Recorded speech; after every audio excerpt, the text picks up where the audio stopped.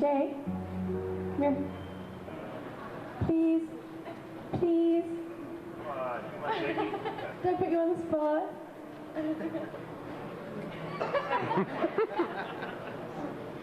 The very first song that I ever learned to sing was called Come Through Water. It's a little hymn, and this is my sister Shay.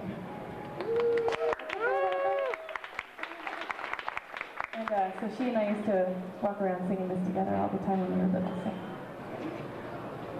Come through water, stand by my side.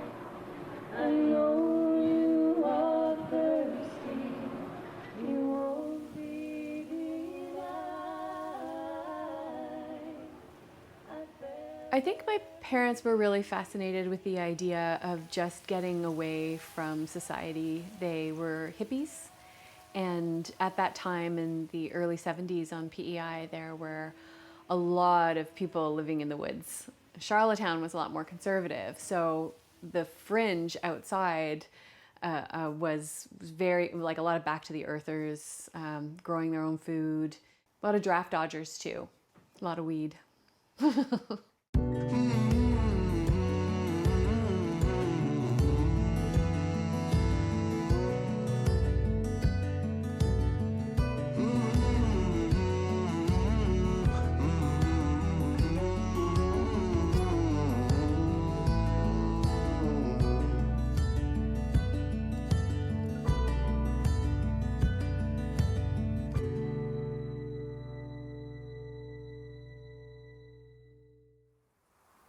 My parents had a little cabin in Cardigan, and it was on 26 acres of land in this marsh.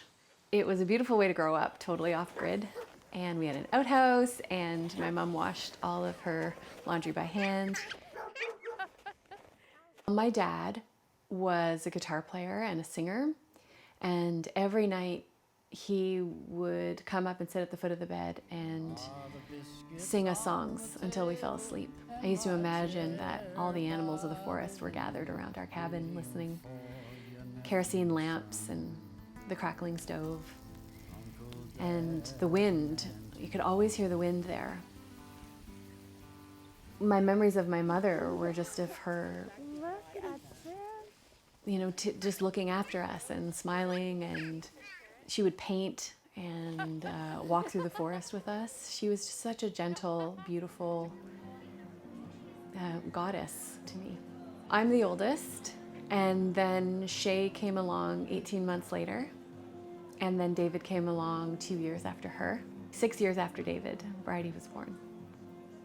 And even though we had a beautiful life there, it was a struggle, and we were often food insecure. We were often, you know, had to hitchhike in, their cars would break down. We always had a fire going, we always had guitars playing, songs being written.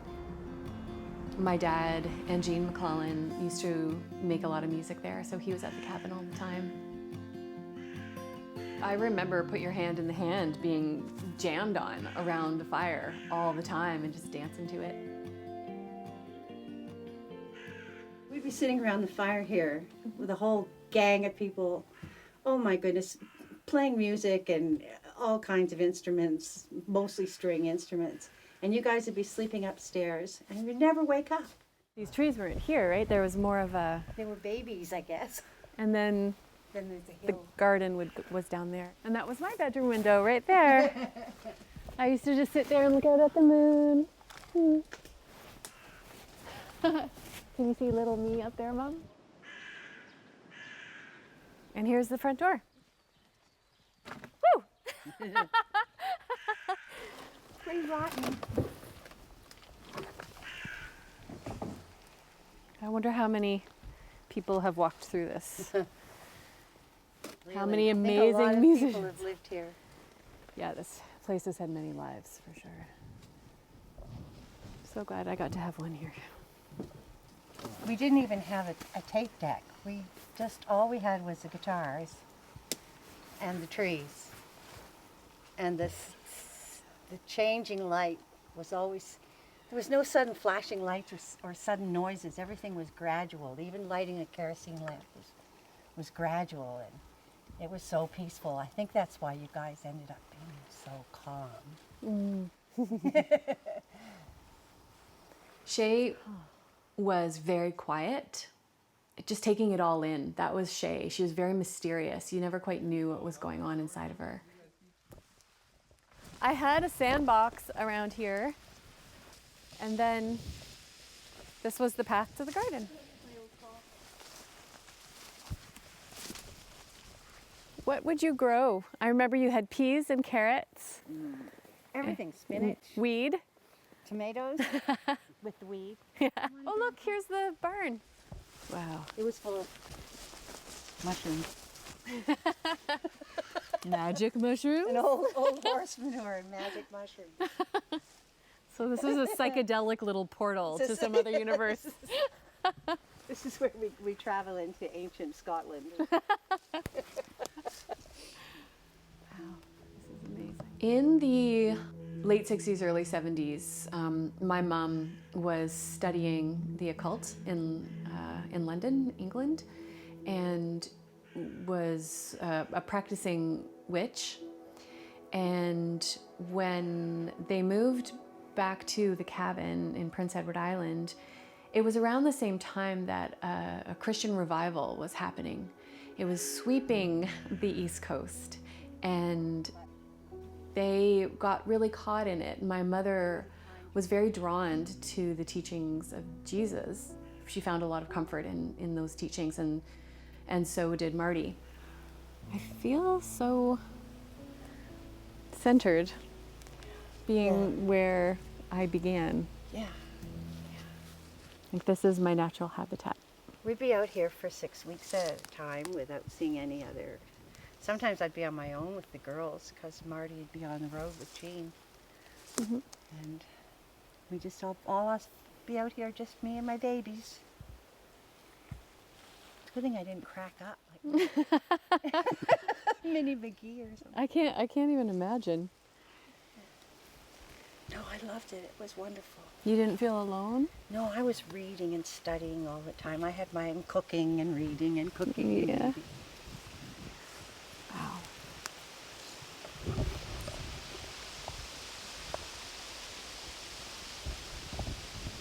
Oh, that sound.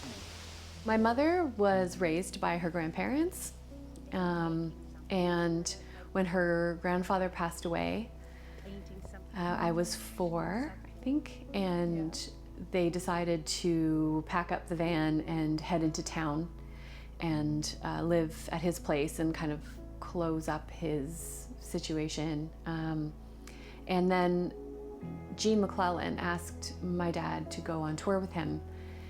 And so it just seemed like the right move at the time, I suppose. And so we got in our van and ended up going to Waterdown, Ontario. And our families lived together while Jean and Marty would tour in prisons and churches. What Marty would do is he would teach me a chord, and then he'd have to go away, and he'd say, okay, when you get back, I want you to know this chord really well.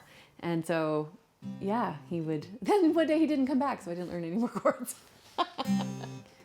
Dream, dream, dream, dream, dream, dream, dream, dream. It taught me like the 3 basic chords of C, G, and F. And I mean, what more do you need? Maybe a D on occasion? So you and Marty would tour in this? Yeah. So the speakers would come up to the windows at the back Yeah. and put a sleeping bag on top of that. And Tessa was a big Newfoundland dog. And you and Shay. And we'd drive. Wow. We'd just go out and make enough money to last us for a few months, say 3 months, and then we'd come back to the woods. We ordered everything in bulk, and we just hung around with the children, and Marty wrote songs. And there was quite a community of people as well. We weren't lonely out here. There's people who'd come every summer and people who'd stay all winter. And some of the best marijuana on the eastern seaboard was grown in the woods of Prince Edward Island. we know because there were people who were doing surveys traveling up the eastern seaboard and taking samples of people's leaves and stuff like that. And we were really... So you're saying you grew the best pot in 1973 in Yeah. the country? The biggest, certainly. I mean, I used to make up songs in the back seat all the time. Like my first complete song that I wrote was after I got my heart broken when I was 13. I was in love with this boy named Graham. It's like, all I want is for you to hold and love me one more time. Like sad, sappy stuff. But yeah, Shay would sing harmony to it, and it was my first tune. And I've written a lot of heartbreak songs as a result.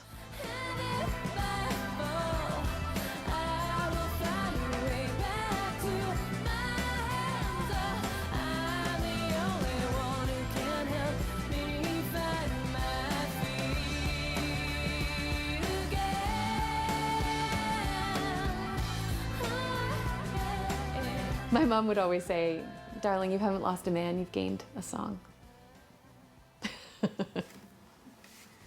This is tripping me out.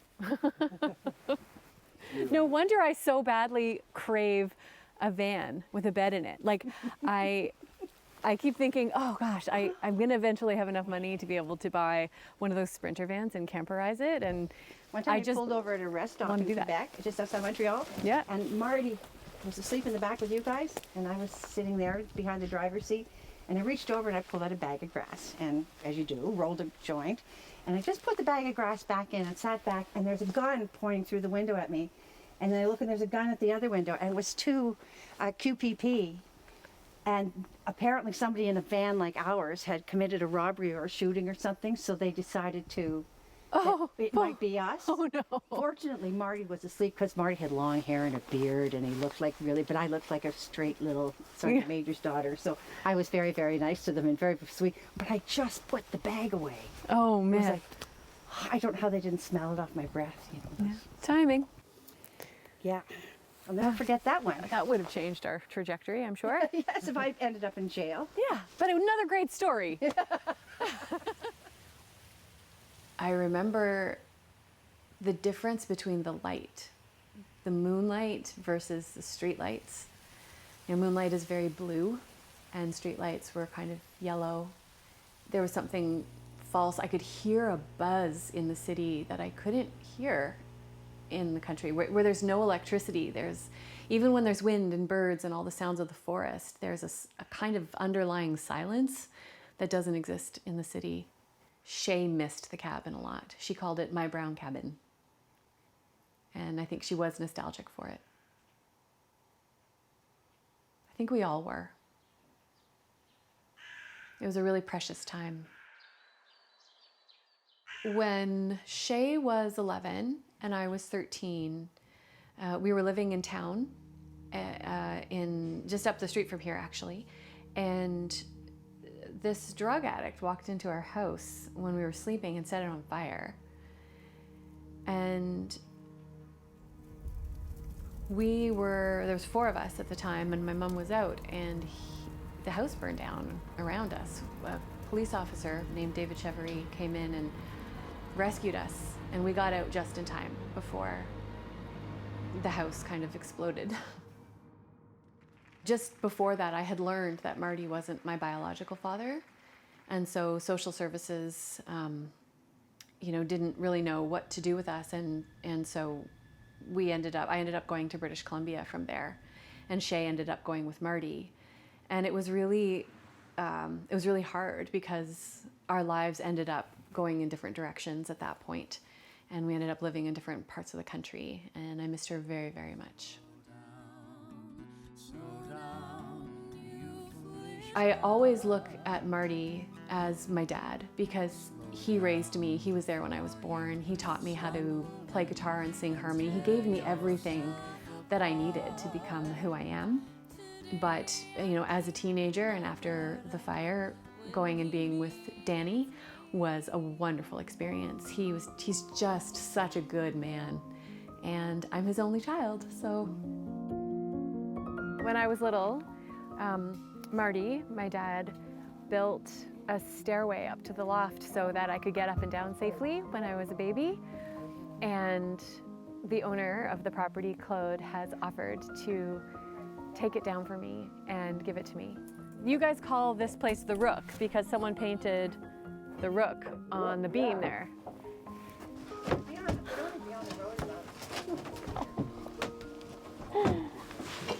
Got it. All over. Let it drop straight down. Wow. Right, let's go to the ground. Mama, did Marty cut this wood from the trees? Nice. Wow. One dad built them for me, and another dad is taking them out.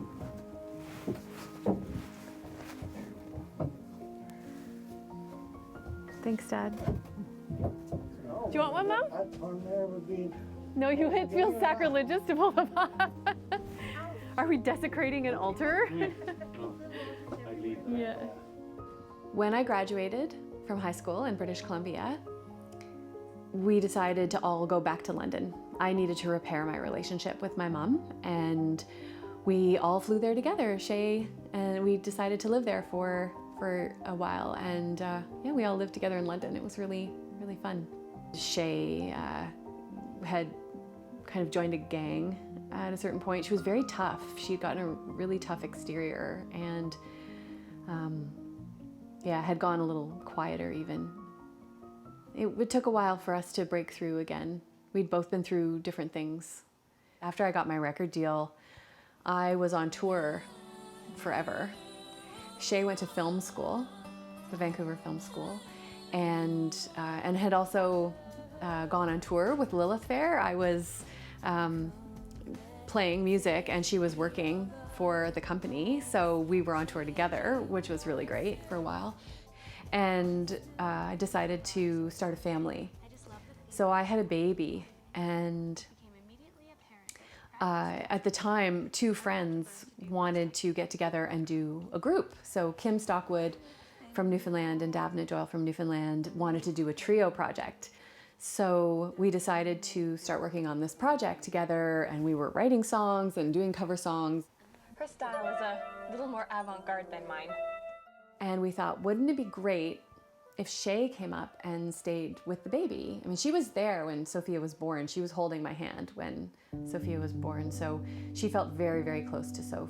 And so while I was in the studio recording, she was holding the baby. And then 2 weeks after she left, she was killed in a car accident. So yeah, we didn't have a name for the band at the time. And so we decided to call the band Shay. She was with the love of her life, and she was driving, and she decided that she couldn't go another minute without kissing him. She pulled off to the side of the highway, you know, that place where you should be safe, and she took off her seatbelt and leaned in to kiss him, and someone was distracted trying to fiddle with their car radio and came around the corner and didn't see them and hit the back of their car, and his car flipped over and he was unharmed, and Shay's partner was also physically unharmed, but Shay didn't have her seatbelt on, so she died immediately.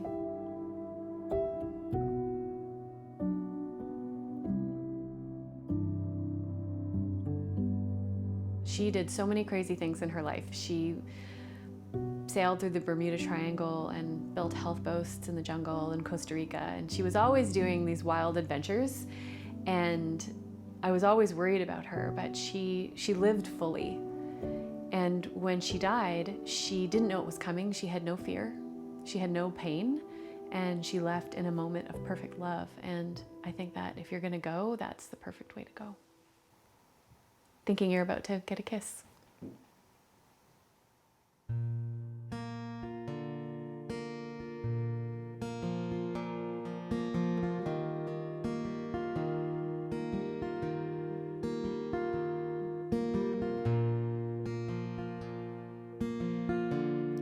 I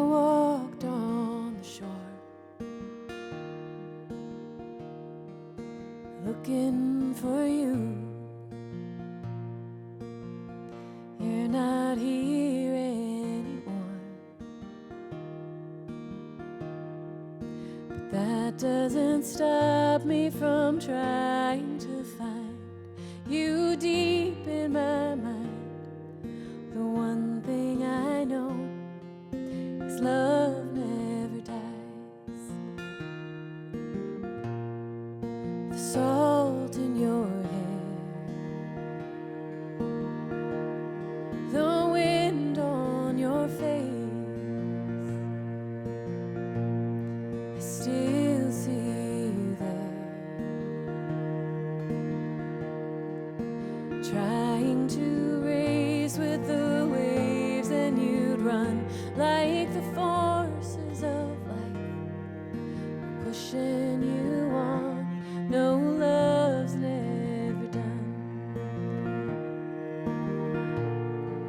And I'd always say, take that heart off your sleeve and tuck it away. It's too easy to break. And you just laugh and say that's the way you were made. And to break is to be alive.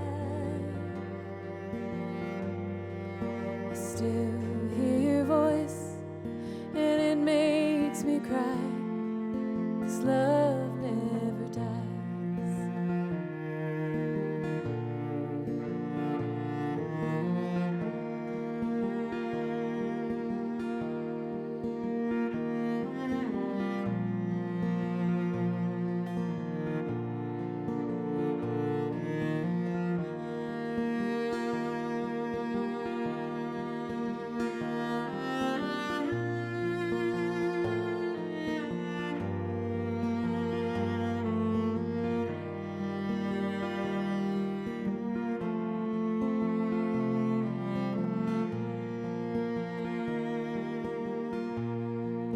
And I'd always say, take that heart off your sleeve and tuck it away. It's too easy to break.